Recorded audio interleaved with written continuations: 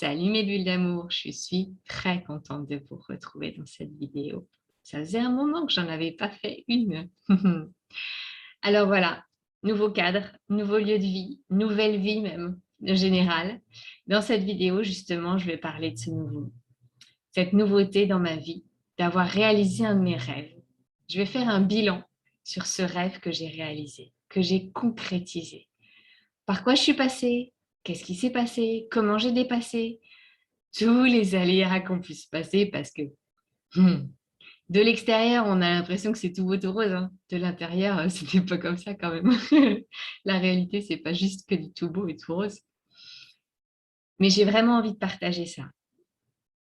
En 6 mois, j'ai réalisé un rêve de petite fille. Quand j'avais 5 ans, je rêvais de vivre dans un château. Ah non, c'était mon rêve, vivre dans un château. Ok. En grandissant, je me suis rendu compte que vivre dans un château, moi qui suis frileuse, c'est pas vraiment hyper confort. En plus, je suis plutôt écolo dans l'âme, donc chauffer un gros bâtiment pour y vivre à 4, c'est pas non plus hyper mon truc. Et petit à petit, voilà, le chemin s'est fait. En décembre, j'ai imaginé, j'ai posé sur le papier mon rêve de petite fille de vivre dans une œuvre d'art. Et j'ai détaillé qu'est-ce qui était vraiment important pour moi. Dans ce rêve de petite fille de vivre dans un château, c'est quoi exactement? C'est être au contact de vieilles pierres. Parce que j'adore la sculpture. Je fais de la taille de pierre, j'aime ça. À chaque fois que je visite un château, une église, un lieu, je regarde les pierres. Comment elles sont sculptées, je vais les toucher. Voilà, ça me parle. Ça me fait vibrer. Donc ça, c'était important pour moi. Qu'est-ce qu'il y avait d'autre? Avoir un grand jardin. Ok, je veux quoi? De la pelouse, un grand carré? Non, c'est pas ça que j'aime. Ce que j'aime, c'est les arbres, des vieux arbres, des arbres qui ont une histoire, des arbres qu'on peut toucher, qui ont un tronc presque plus gros qu'on ne peut pas attraper. Voilà, aller dans le détail, exactement, c'est quoi mon rêve? Ça, c'est la première étape, qui est essentielle. Si tu veux réaliser des rêves, il va peut-être falloir que tu les définisses. Qu'est-ce que tu veux? Ce qu'on sait, ce qu'on ne veut pas, ça, c'est pléthore. Il y a plein de trucs. Ah là là, c'est dingue. Comme c'est facile de trouver ce qu'on ne veut pas.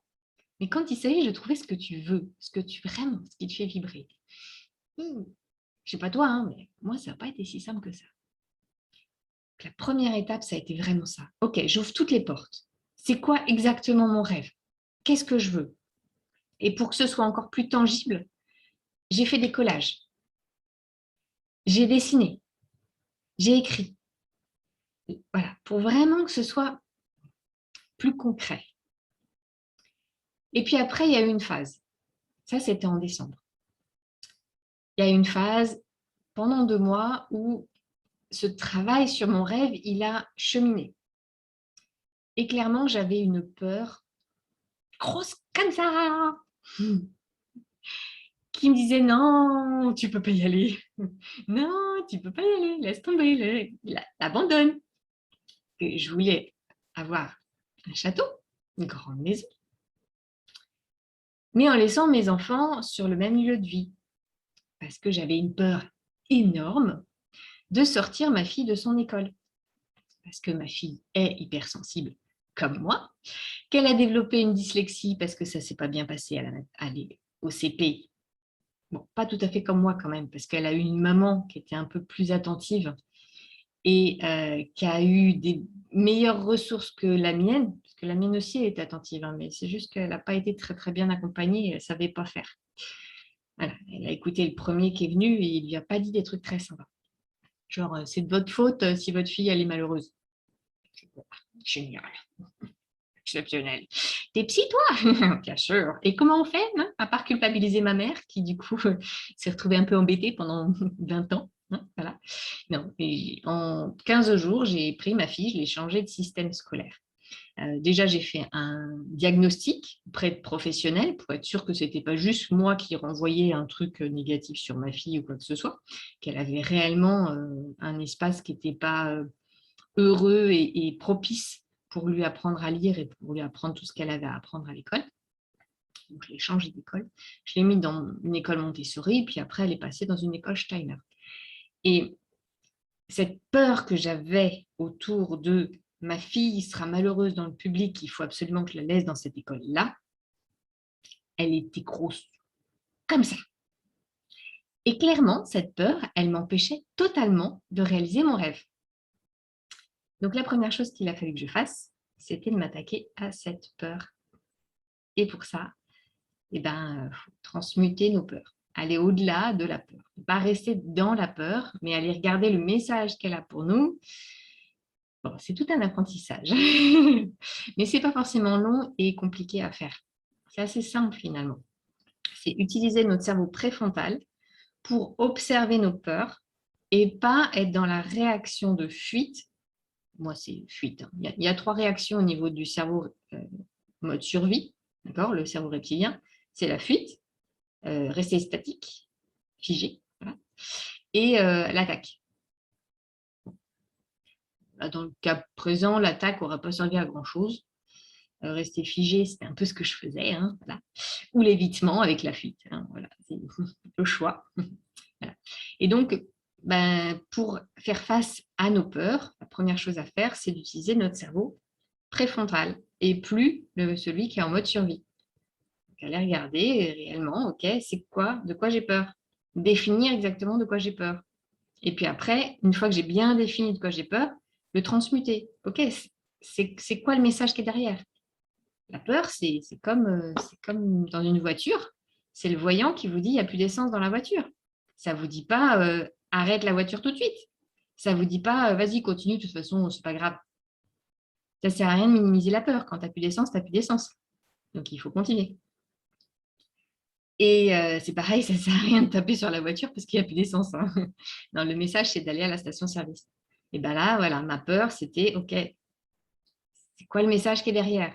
Le message, c'est de prendre soin, de donner à ma fille des outils qui lui permettent d'être heureuse, quel que soit l'endroit où elle est, qu'elle puisse voir des enseignements, aller chercher les informations qui lui manquent. Voilà, il y a beaucoup de choses derrière cette grosse peur-là de mon Dieu, c'est un monde difficile. Non, en fait, il y a plein d'établissements qui sont bien, il y a plein de profs qui font leur mieux pour les élèves. Et ce n'est pas parce qu'il y a un enfant sur 5 qui ne sont pas faits pour l'éducation nationale qu'ils sont forcément malheureux dans l'éducation nationale. À partir du moment où il y a un accompagnement autour, on peut aider 100% des élèves. Donc voilà, c'est tout ça qu'il a fallu que je travaille sur moi pour m'autoriser à dire, OK, on déménage. Mais une fois que j'ai viré ce gros pataquès énorme, ça s'est fait, mais super vite. Alors, il a aussi fallu quand même que je fasse en sorte que mon rêve, ça puisse devenir aussi le rêve pour ma famille. Parce que le but, ce n'était pas que moi, toute seule, je sois heureuse. Parce que si mon mari et mes enfants ne suivent pas, ça ne le fait pas. Hein. Ce n'est pas cool. Ce n'est pas très, très cool. Donc, la première chose, c'était vraiment dans mon esprit d'imaginer, OK, comment je peux faire en sorte que ce rêve, ce soit aussi celui de ma famille, ce soit aussi celui de mon mari, parisien, qui n'a pas de permis, je m'emmène en province. Bon. Je n'ai pas les moyens d'acheter un château en région parisienne. Hein. Ça serait bien, mais non, quand même pas. Donc, comment je peux faire en sorte que tout ça, ça puisse se mélanger, se malaxer et en sortir un beau gâteau. Ça m'a pris, c'était assez rapide finalement, en quelques semaines, 2 semaines peut-être, comme ça. C'était assez clair dans mon esprit, ok, pour tel et tel truc, ça peut se faire comme ça. Et du coup, après, il a fallu que j'ose en parler, déjà avec mon mari, quand même, hein, voilà. Donc ça, c'est pareil, c'est des petites étapes, ça a l'air de rien, hein, mais c'est pas toujours évident. Quand on a quelque chose de très important sur le cœur qui vraiment nous emballe et tout ça, et qu'en face, ouais, bof, oups, alors j'ai peut-être pas trouvé les bons arguments. On va y retourner autrement, je vais l'expliquer autrement. Peut-être que je n'ai pas expliqué ça tout à fait comme ça lui donnait envie de me suivre. Ok, d'accord. trouver le bon moment pour le dire, les bons mots et la bonne énergie pour le dire. Voilà. Et puis, une fois que vraiment, j'ai pu embarquer la famille dans ce projet, et ben, après, ça a été de trouver à quel endroit on allait partir. Parce que notre objectif, il était très, très vague quand même. C'était quelque part en France, hein, voilà. Pas trop loin. Voilà. Après, on a mis des critères. C'est OK, il faut que ce soit au maximum 1h30 en train de Paris. Voilà. Donc, on a fait un rond, puis plutôt du côté de la Normandie, parce qu'on aime bien la Normandie. Voilà. Donc, c'était vraiment assez vague. Et en 2 semaines, tous les jours, on était sur OK, on va à tel endroit, OK, alors on regarde, est-ce que ça nous plaît, ça ne nous plaît pas, quels sont les points forts, les points faibles, il n'y a pas la fibre, il n'y a pas Internet, bon, déjà là, ça peut moyen. En 15 jours, on a trouvé. Le 5 février, j'en parlais avec mon mari. Le 22, on avait trouvé le lieu où on partait. Et plus que le lieu où on partait, on avait fait une offre sur une maison. Donc, on est parti 2 jours en Normandie pour visiter une dizaine de maisons. Le premier jour, il y en a une, franchement, j'ai eu un coup de cœur, mais vraiment très fort. Une maison trop, trop mignonne. Le jardin, j'adorais. Un grand carré, mais avec des arbres, des chênes superbes. Donc j'avoue, j'ai eu un gros coup de cœur sur les chênes. Et après, ma raison m'a dit, non mais cette maison, tu ne peux pas y vivre, ma grande. C'est là justement ma grande qui est important. C'était une maison de poupée. C'est-à-dire qu'à l'étage, je ne tenais pas debout. Mon mari non plus. Ma fille non plus. Mes meubles ne rentraient pas dans la maison. Il aurait fallu changer tous les meubles. Donc, il y a juste un moment où le cœur et la tête n'étaient pas du tout en lien. Le cœur disait oui, c'est trop génial. Et la tête disait ben non, ça ne va pas le faire. C'est pas pour toi. Et c'est important que ce soit un vrai alignement entre les deux. Et ça m'a demandé de lâcher, d'accepter. Et il y a un truc qui m'a beaucoup aidé pendant cette période-là, c'est que si ça ne peut pas se faire, c'est qu'il y a mieux qui m'attend. Si ça peut pas se faire, c'est qu'il y a mieux qui m'attend. Et j'en avais les larmes aux yeux quand j'ai dit non à l'agence. Pour leur dire non, cette maison, je ne ferai pas une offre dessus parce qu'elle n'est pas pour nous. Elle est parfaite, mais elle n'est pas pour nous. Et vraiment, mon cœur était ouais, c'est trop génial. Et juste ma tête, dit non, ça ne va pas le faire, c'est pas possible. Voilà. Et ça, c'est super important, de s'autoriser à lâcher. Si ça ne peut pas se faire, c'est qu'il y a mieux qui m'attend. Et vraiment, ça va mettre une énergie dans la recherche et dans le mouvement qu'on met en place qui est complètement différent. Ce n'est pas un truc que je subis, c'est qu'il y a mieux qui m'attend. Vraiment, il y a mieux qui m'attend. OK. Le lendemain, du coup, comme il y avait des maisons qui n'étaient pas visitables, on avait du temps. On s'est baladé dans les ruelles. On en a vu une autre qui était au-dessus de notre budget et on s'est dit, oh, elle est quand même chouette celle-là. Ce serait chouette. Allez, on tente. Elle est quand même super belle. Attends, quand même, t'as vu ça? On l'a visitée. On n'a pas eu un gros coup de cœur dans la maison parce qu'il y avait beaucoup de meubles. On avait un peu de mal à se projeter. Par contre, le jardin, clairement, et puis sur la route, pour aller visiter une autre maison, avec mon mari, on a checké les points forts, les points faibles. Et en fait, il n'y avait que des avantages. Il y avait un truc qui n'allait pas, c'est qu'il n'y avait pas encore, il y avait 2 chambres alors qu'on en voulait 3. Mais voilà, c'était faisable d'aménager pour en créer une assez facilement. Et ça s'est fait, quoi. Et ça a été super rapide. Et derrière, on a enchaîné. Parce que dans ce projet-là, c'était un projet plus global où voilà, on avait 2 ventes, notre appartement et une maison, pour racheter ici la maison et acheter aussi un pied-à-terre en région parisienne pour que mon mari puisse venir travailler. Et ça s'est fait super vite. Du jour où on a trouvé cette maison, on a signé la lettre, on a mis en vente notre appartement. En 3 jours, notre appartement il a été vendu. Le jour où on a signé l'offre, la promesse d'achat de la maison, le jour même, on avait une offre pour notre appartement. C'était cool, on était tranquille, c'était serein. Derrière notre maison à la campagne, on l'a vendue en 2 mois.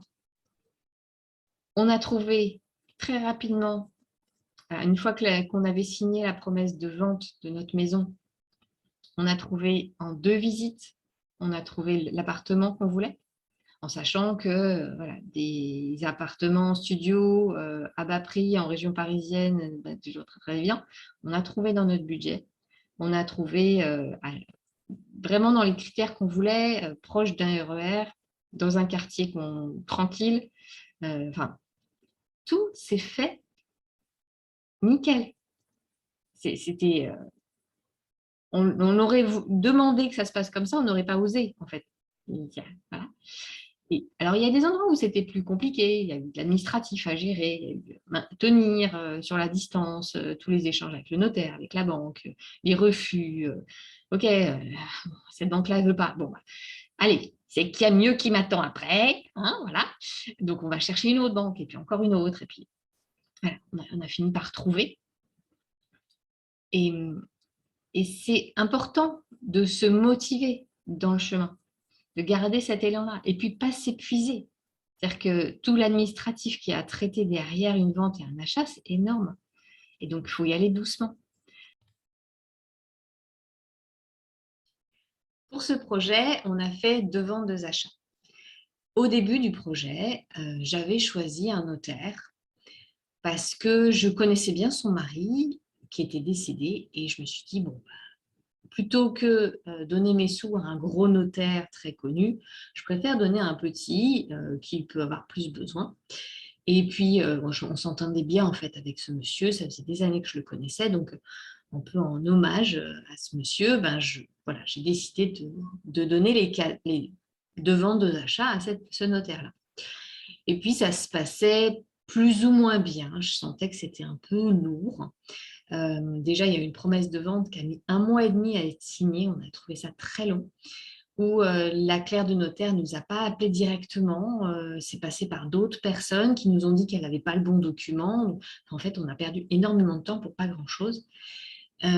Et quand on a signé la promesse de vente, j'ai trouvé que l'autre notaire était vraiment hyper efficace. J'ai senti en moi me dire « Oh, punaise, elle est top, j'aimerais bien travailler avec elle. » Et je sentais cette joie en fait en moi qui me dit « Oh, ce serait cool de bosser avec elle. » Et j'ai fermé la porte en disant « Bah non, attends, tu t'es engagé avec l'autre, tu continues avec elle. » Et j'ai pas écouté cet élan en moi qui m'a dit « Ben vas-y, c'est chouette. » J'ai même pas essayé en fait, j'ai directement claqué la porte en disant « Bah non, tu t'es engagé avec l'autre, tu continues. » Et j'ai regretté.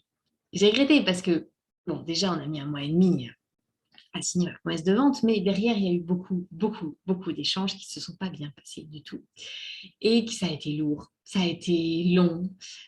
Tous ces vrais problèmes de communication qui ne donnaient pas les bonnes infos. Enfin, voilà, tout au long, on a eu des couacs où ça ne s'est pas passé comme on aurait voulu. Jusqu'à ce que vraiment, même une fois que les ventes étaient faites, c'est bon, ça fait 3 semaines qu'on a vendu, vous avez remboursé le prêt? Ah ben non, pourquoi le prêt relais, il fallait le rembourser? Ben oui, ben oui, ça aurait été bien quand même, parce qu'on n'avait que 5 jours de prêt relais, du coup on a payé 3 semaines. Merci, merci le notaire qui a oublié juste de rembourser l'argent qu'il devait. Voilà, oui, il y a eu plein de petits trucs comme ça. Et c'est parce que moi, j'ai ressenti cet appel vers l'autre notaire et que je me suis pas autorisée à poser la question, à juste poser la question, juste essayer, juste faire la démarche, juste demander. J'ai directement fermé la porte en disant, bah non, je me suis engagée vers l'autre, je tiens mes engagements.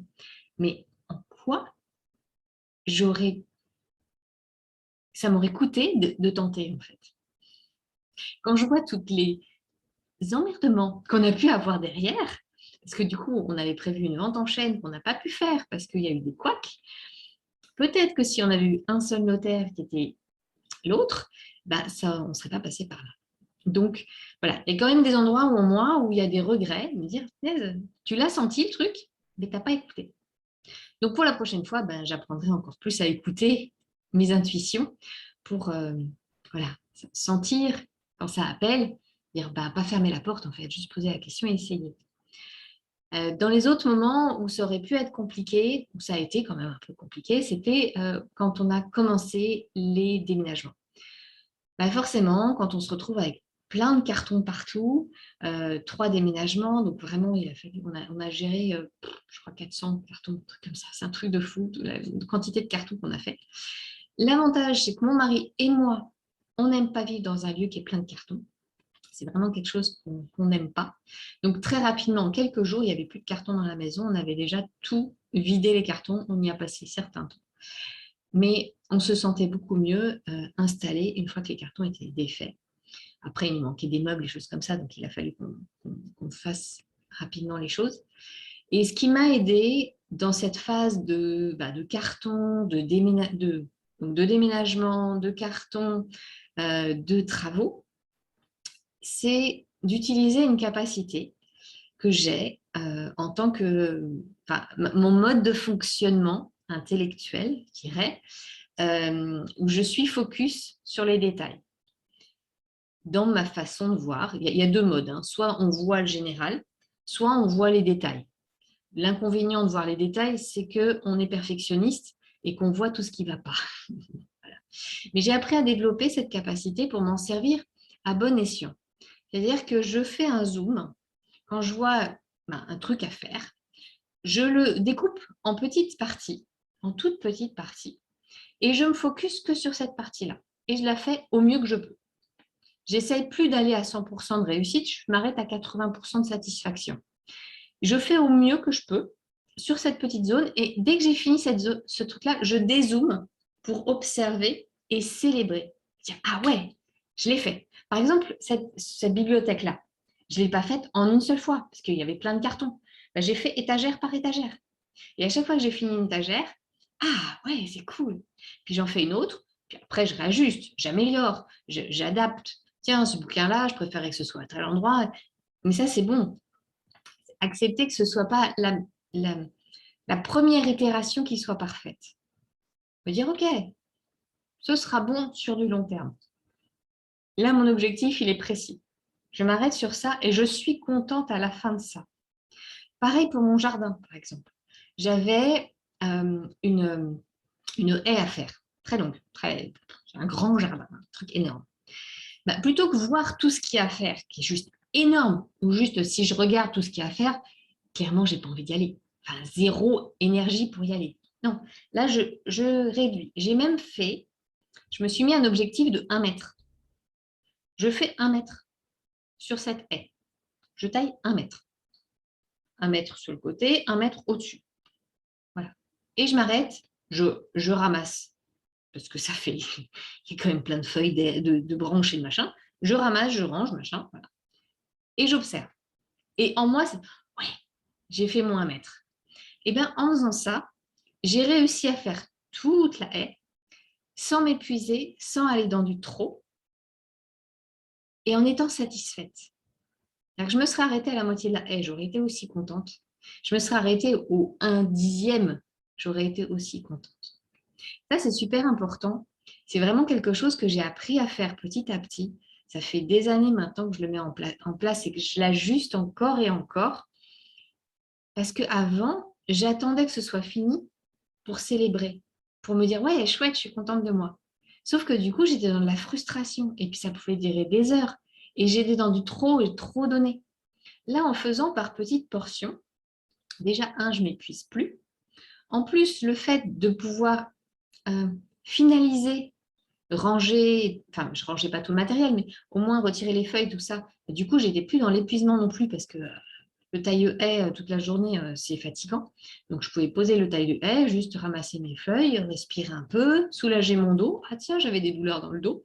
Plutôt que le faire toute la journée et le soir, je n'en peux plus, je suis cassée. Non, je sentais petit à petit me faire du bien, me ressourcer, faire une pause, regarder, profiter, y aller vraiment morceau par morceau.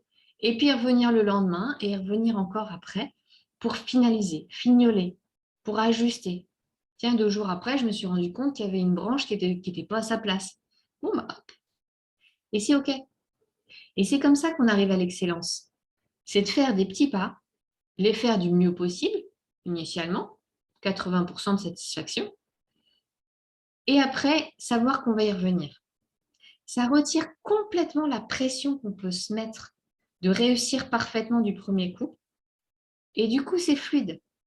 Et là, on sort de 2 mois où on a déménagé, on a fait des travaux, on a réaménagé tout notre logement et on n'est pas épuisé. Mais ça, c'est super important.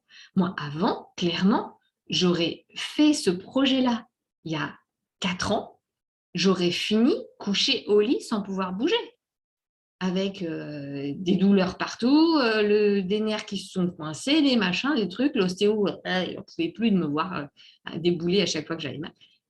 Parce que j'avais dans du trop, je ne savais pas m'arrêter. Je voulais m'arrêter que quand c'était fini. Sauf que c'est épuisant. Ça, c'est vraiment un truc que je voudrais vous transmettre parce que c'est hyper puissant. Hyper puissant. C'est-à-dire que vous visez l'excellence. Ouais, pas de problème, allez-y.